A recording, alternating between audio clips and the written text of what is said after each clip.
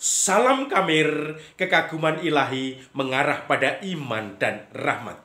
Saudara-saudari yang terkasih, hari ini gereja merayakan pesta pengangkatan salib suci, atau mungkin pujian terhadap salib suci. Bagaimana salib suci diketemukan pada waktu itu, dan kemudian salib itu harus ditinggikan supaya semua orang yang memandangnya dan percaya kepadanya mendapatkan keselamatan. Saya sedang memikul salib.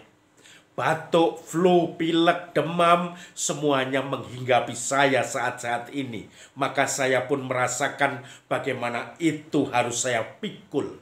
Tetapi bagaimana memikul semua penyakit dengan kegembiraan itu tidak mudah. Banyak kegiatan-kegiatan, jadwal, agenda di-skip, kemudian ditinggalkan, tidak diambil, atau bahkan kemudian minta maaf dibatalkan karena kemudian saya tidak bisa menemani. Flu, kemudian apalagi kalau zamannya COVID dulu semua pada takut, termasuk saya juga takut menular ke orang lain, maka harus isolasi mau tidak mau. Dan itu salib, bagaimana akan kita peluk dengan penuh kegembiraan. Injil hari ini bicara tentang dari Injil Yohanes, bagaimana Yesus bertemu dengan Nikodemus. Nikodemus seorang guru, orang-orang Yahudi, orang-orang Farisi, ahli-ahli Taurat. Dia pun bertanya tentang Yesus, kepada Yesus tentang apa yang dibutuhkan untuk mendapatkan selamat. Maka Yesus mengatakan begini, sebagaimana Nabi Musa ditinggikan di atas bukit atau di padang gurun, bagaimana Nabi Musa itu meninggikan ular di padang gurun dan mendapatkan keselamatan bagi setiap orang Yahudi yang menatapnya. Demikian juga anak manusia harus ditinggikan dalam salib. Sebab barang siapa melihat, percaya dan melihat anak manusia yang ditinggikan itu, dia pun akan selamat. Tidak ada seorang pun yang naik ke surga kalau bukan dia yang telah turun dari surga, yaitu inkarnasi, kita tahu. Dan kita semua yang percaya kepadanya, kita akan mendapatkan hidup kekal. Saudara-saudari yang terkasih, Yesus dalam bacaan Injil Yohanes ini memberikan tanda tentang inkarnasi. Tidak ada satupun orang yang naik ke surga kecuali dia yang telah turun dari surga. Ini semua semacam inkarnasi. Bagaimana orang yang naik ke surga itu kemudian akan menggeret, menarik semua orang yang percaya kepadanya, yang memandang dia. Sebagaimana bangsa Israel yang sudah jatuh, kemudian akhirnya tergigit karena tidak percaya, mereka kemudian tergigit ular-ular, maka mereka akan mati. Tetapi orang yang memandang ular tembaga yang ditinggikan oleh Musa, mereka akan selamat. Begitu juga setiap orang yang memandang salib dan percaya kepadanya, dia akan selamat.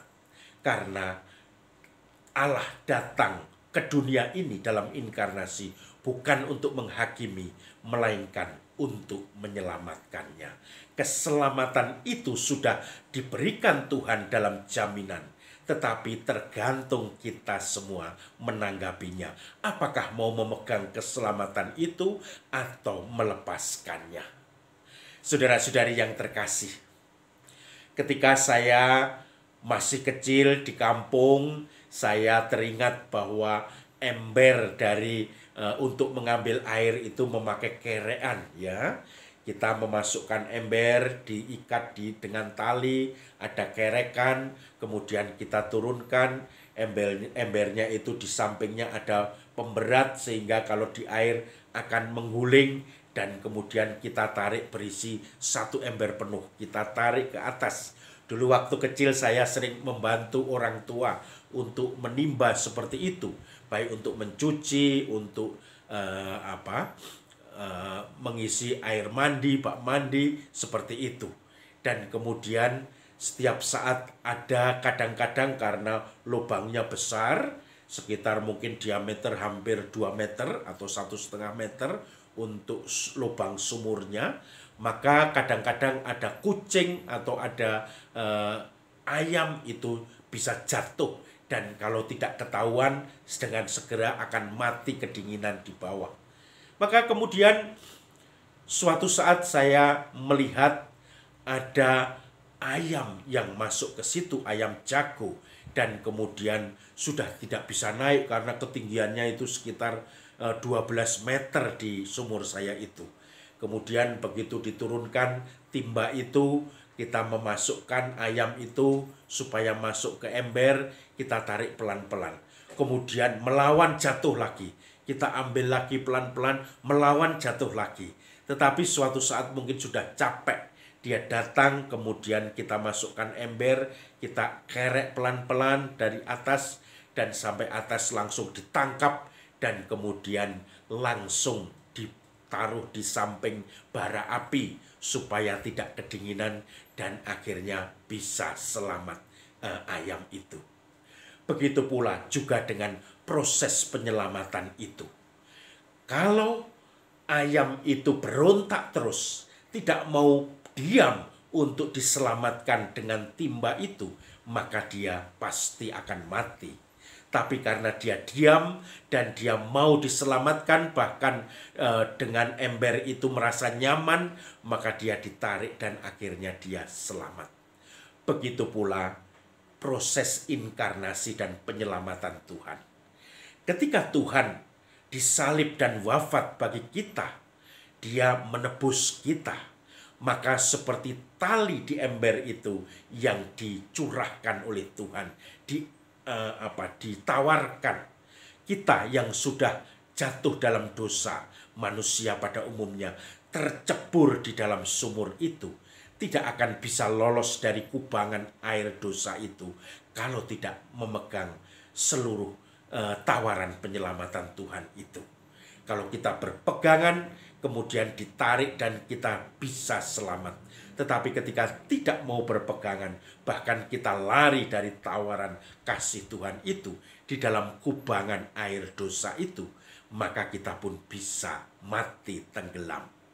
Maka saudara-saudari yang terkasih, itu prinsip penyelamatan di dalam inkarnasi.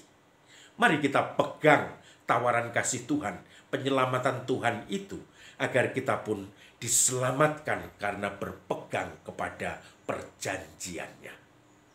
Salam Kamil, kekaguman ilahi mengarah pada iman dan rahmat.